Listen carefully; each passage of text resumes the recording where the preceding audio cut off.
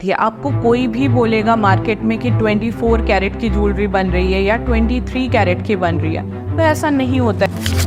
अगर आपको इन्वेस्टमेंट करना है गोल्ड में, तो मैं सजेस्ट करूंगी आपने प्योरेस्ट फॉर्म ऑफ गोल्ड लेना चाहिए, जो होता है 24 कैरेट गोल्ड। अगर हमें गोल्ड इन्वेस्ट करना है तो क्या प्रिकॉशंस लेनी चाहिए? तो आप 24 कैरेट खरीदो या 9 कैरेट खरीदो, आपको हमेशा ज्वेलर से पक्का बिल लेना बहुत ज़्यादा ज़रूरी है।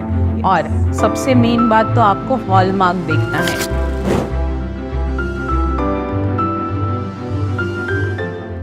हेलो एवरीवन, मैं हूं ऋतुजा और सत्य पे सत्ता यूट्यूब चैनल पर आप सभी का बहुत दिल से स्वागत है।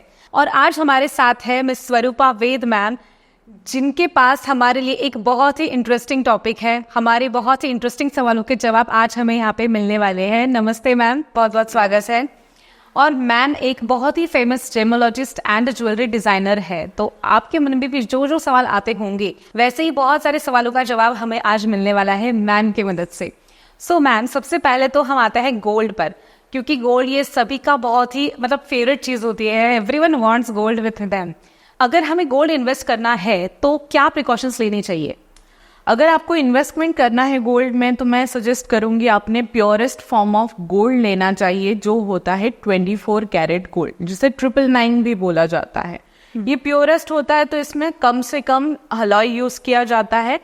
अगर हमें आगे जाके कोई कठिनाई आती है तो हमें इसे रीसेल वैल्यू भी बहुत अच्छी मिल सकती है, और ये इसको बहुत अच्छा इन्वेस्टमेंट तौर पे भी हम लोग यूज़ कर सकते हैं। बट मेक श्योर करना कि 24 कैरेट जो होता है वो प्योर होना चाहिए, और उसके कॉइन या बार्स ही आप खरीदे जब आप इन्वेस्टमेंट करना चाहते हो तब। ओके, बट बहुत बार ऐसे भी होता है कि मुझे गोल्ड भी चाहिए और मुझे एज ए इन्वेस्टमेंट भी चाहिए, तो मैं चूज करूंगी या फिर मैं प्रेफर करूंगी कि कोई अच्छी सी ज्वेलरी मिल जाए और इन्वेस्टमेंट के तौर पे भी हो जाए, तो उस टाइम पे हमें क्या करना चाहिए? इस टाइम पे क्या कर सकते हो, आपकी 22 कैरेट की ज्वेलरी बनती है। आपको कोई भी बोलेगा मार्केट में कि 24 कैरेट की ज्वेलरी बन रही है या 23 कैरेट की बन रही है, तो ऐसा नहीं होता है, क्योंकि वो सॉफ्ट फॉर्म होता है। उसे हार्ड करने के लिए हमें कोई ना कोई अलॉय मिक्स करना पड़ता है।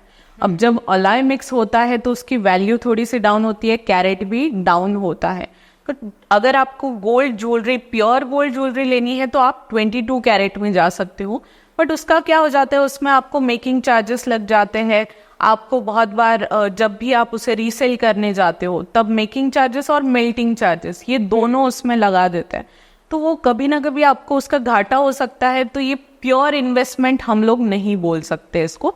बट आपको एज अ ज्वेलरी लेनी है, तो आपने क्या करना चाहिए कि उसका ऐसे यूनिक डिजाइन ज्वेलरी डिजाइनर से बनाओ, ताकि वो generation to generation pass on हो सके। और इन्वेस्टमेंट के लिए अपने पास तो 24 कैरेट है ही। Exactly. And as you are a gemstone specialist, तो अगर हमें गोल्ड के साथ कोई जेमस्टोन या फिर डायमंड्स अगर रखने होते हैं, तो उस टाइम पे हमें क्या करना चाहिए? मैं सजेस्ट करूंगी कि आपने 18 कैरेट गोल्ड की ज्वेलरी बनानी चाहिए जब भी जेमस्टोन या फिर डायमंड की बात आती है, क्योंकि ये स्टोन बहुत प्रेशियस होते हैं, यूनिक होते हैं, और इनको ड्यूरेबिलिटी इनकी बढ़ाने के लिए हमें 18 कैरेट अगर हम यूज़ करें तो ज़्यादा प्रेफरेबल होता है। इससे उसकी ड्यूरेबिलिटी भी बढ़ती है, उसको प्रोटेक्शन भी मिलता है, और उसका वैल्यू भी आपको प्रॉपर मिलता है। तो जब भी आप ये मत समझिए कि 22 कैरेट में बन सकता है, बट उसमें क्या हो जाता है कि आपको ड्यूरेबिलिटी उतनी नहीं मिलेगी, या फिर बार बार आपको पॉलिशिंग करनी पड़ेगी उसे। तो उससे अच्छा आप 18 कैरेट में जाइए जब भी आपको डायमंड या जेमस्टोन खरीदना हो गोल्ड के साथ। तो एग्जैक्टली वन एडिशनल क्वेश्चन मैं पूछती हूँ कि एग्जैक्टली क्या फ़र्क होता है 22 में और 18 में? जैसे 22 कैरेट हो जाता है तो उसमें गोल्ड का प्रमाण ज़्यादा होता है। मान लो कि 95% गोल्ड का प्रमाण होता है और बाकी अलॉय होता है उसे हार्डन करने के लिए। अब 18 कैरेट में जाओ तो उसका जो गोल्ड का प्रमाण होता है वो 75% हो जाता है, और अलॉय बढ़ते जाते हैं। अब अलॉय बढ़ रहा है तो उसके गोल्ड का स्ट्रॉन्गनेस बढ़ते जाता है, इसलिए वो ड्यूरेबिलिटी में हेल्प करता है कोई भी स्टोन को या डायमंड को। Okay, yes.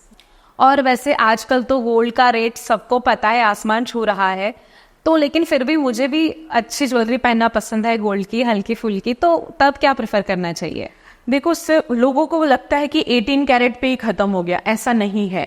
अगर गोल्ड की ज्वेलरी बनानी है तो अभी 14 to 9 कैरेट तक की भी गोल्ड की ज्वेलरी बन सकती है। अब इसमें फायदा क्या होता है जब भी हमें फैशन करना है या फिर बहुत सारे लोगों को ऐसा हो जाता है कि उनको एलर्जीज होती है, उनको सिर्फ सोना ही सूट होता है, तो तब हम लोग सजेस्ट करते हैं कि आप 14 to 9 कैरेट में जाइए, तो आप उसमें ज्वेलरी बनाइए। और सबसे मेन क्या बात होती है, ये अफोर्डेबल है और इसमें रिस्क भी कम है। अगर हम 14 to 9 कैरेट ज्वेलरी पहन रहे हैं तो हम लोग इजीली मतलब ऐसे उसे खो जाने का डर नहीं होता है या कोई चुरा ले उसका डर नहीं होता। तो इसमें फैशन भी कवर हो जाता है, हमारा पॉकेट फ्रेंडली भी है और उसके साथ साथ आपको सोना भी मिल रहा है, तो उसके बेनिफिट भी उसके साथ मिल सकते हैं आपको। मतलब प्राइस भी कम हो जाएगी एंड फैशनेबल दिखना भी आपका ये भी सपना पूरा हो सकता है। यस। तो अभी हमें ये तो पता चल चुका है कि हमें किस किस कैरेट में और कैसी ज्वेलरी मिल सकती है, बट मैम आफ्टर परचेसिंग हमें उसके लिए क्या क्या प्रिकॉशंस लेने चाहिए, क्या क्या केयर करनी चाहिए? देखो, आप 24 कैरेट खरीदो या 9 कैरेट खरीदो, आपको हमेशा ज्वेलर से पक्का बिल लेना बहुत ज़्यादा ज़रूरी है। और सबसे मेन बात तो आपको हॉलमार्क देखना है, वो BIS हॉलमार्क ही होना चाहिए। आपके गोल्ड ज्वेलरी पे भी होगा और गोल्ड सर्टिफिकेट पे भी होगा। इससे क्या होगा, आपको उसकी प्योरिटी पता चलेगी और जब भी आप रीसेल करने जा रहे हो या उसे मेल्ट करने जा रहे हो तो आपको जो कैरेट का सोना आपने लिया है वही रीसेल वैल्यू आपको मिले और उसका आपको फायदा भी हो। एग्जैक्टली, बहुत ही इंपॉर्टेंट पॉइंट है। वैसे मैम गोल्ड के बारे में तो बहुत सारे मिथ्स है, उसमें से ही मैंने एक सुना है कि कहते हैं कि गोल्ड का जो पानी होता है या फिर गोल्ड आप पानी में बॉईल करके पियो तो ये हेल्थ के लिए बहुत अच्छा होता है। तो सेकंड थिंग, आजकल ये भी ट्रेंडिंग है कि प्रेग्नेंट वुमेन्स में या फिर कोई बीमार लोग होते हैं तो आप कॉपर के बर्तन में गोल्ड का कोई डाल दो ज्वेलरी एंड देन आप उसको बॉईल करके वो पानी पियो, इट्स हेल्दी। तो क्या ये सच है या फिर it is a myth? Gold अगर 24 कैरेट हो या 22 कैरेट हो, उसमें जो चमक दिखती है उसमें पॉलिशिंग केमिकल्स यूज किए जाते हैं। तो जब भी आप उसको बॉईल कर रहे हो तो वो केमिकल्स होते हैं उसके अंदर, क्योंकि गोल्ड जल्दी पिघलता नहीं है। क्या जल्दी पिघलेगा, उसके केमिकल्स जल्दी पिघलेंगे। तो जब आप इनटेक कर रहे हो तब आप केमिकल्स का इनटेक कर रहे हो।